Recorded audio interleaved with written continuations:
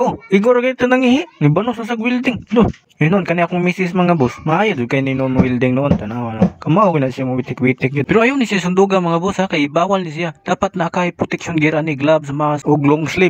Oh, ako man ni siya gitudluan sa una mga boss kung saon siya pag welding. Aron pud makaton bisan pagbabae siya. Mas maayo nang napoy makatunon bisan pag dig expert at least na kay nakamahuan. So hapit naman jud niya nahuman diri mga boss ang usa ka naong sa atong railing. So ato ni i-check. Uy, daghanam nig lungag.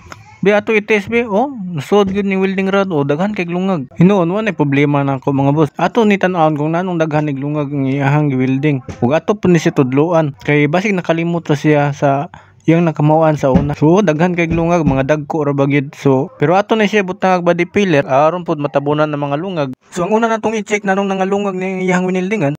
So dara 134 amperes. So ato ni siya i-set sa 90 plus. So 92. Since ang atong gi-welding kay tubular ra, so nipis ra siya. So mao pud ni ato ang gamiton nga welding rod. So Fuji 12.